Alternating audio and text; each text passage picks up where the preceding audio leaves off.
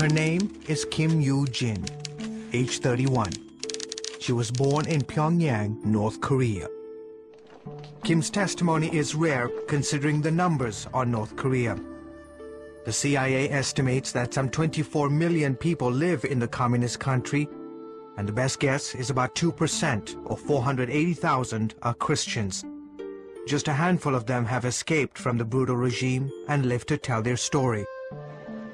Kim Yoo-jin is one of them. Growing up, I was told by the authorities that there was no God in this world. We were ordered instead to worship Kim Il-sung and Kim Jong-il, the leaders of the country. Freedom of religion is guaranteed under North Korea's constitution, but it's never encouraged. What was it like being a believer in North Korea? We met every Saturday evening. My family gathered in the back room of our small apartment. We had to be very quiet. We whispered when we prayed, sang songs, or read the Bible. We often covered our heads to muffle the noise. Growing up, she heard stories of how her city, Pyongyang, was once known as the Jerusalem of the East. In 1945, 13% of the population was Christian. The city was the center of Christianity on the Korean peninsula. Half a century later, Kim's faith made her a target. My parents often asked me to stay outside the apartment on Saturdays to make sure no one was coming while the family prayed inside. We couldn't allow anyone to know what was going on.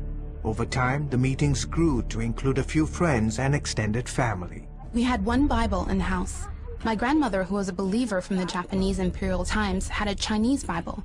She translated the Bible by hand into the Korean language on pieces of paper. That's how we read the Bible. We found strength in those pages. But soon the authorities discovered that her father was a secret believer. My father was a tailor in town, and the police suspected something was going on.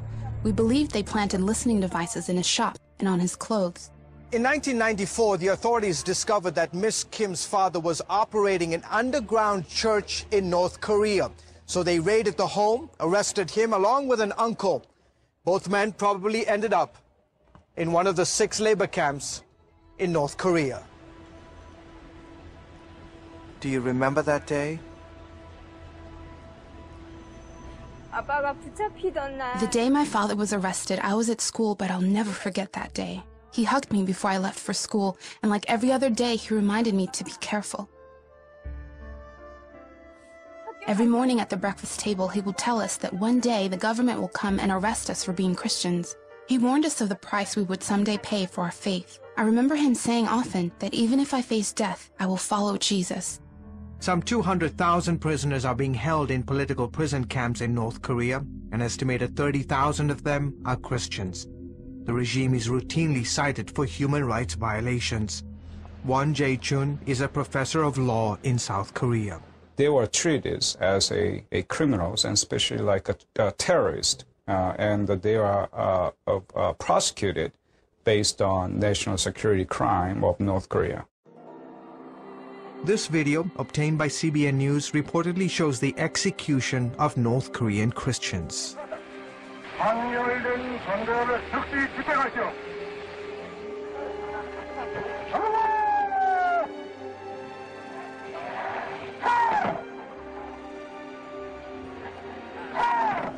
Do you think that your father is alive today? No. Everyone knows what happens when government agents arrest Christians in North Korea. They never make it out alive. I know my father is in heaven.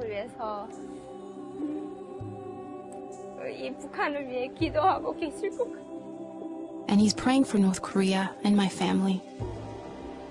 Kim's mother, grandmother, and siblings managed to escape that day to the mountains. In 2005, with the help of a Chinese pastor, she crossed the Tumen River and defected to China. Her family followed months later. It was a difficult decision. I knew that if I got caught, I'd be arrested and sent to a prison camp. But my family defected because we were being persecuted in North Korea for our faith. Today she's married and has a baby boy. I am very proud of what she did. Her family has gone through a lot over the years. She's a hero in my eyes. Kim is quick to brush aside those compliments, instead giving honor to the man who laid down his life. I grew up in a land where they said there was no God. But my father told me otherwise. He loved Christ, and for that, he died. She has a dream to one day go back to Pyongyang and share about this love with the people of North Korea.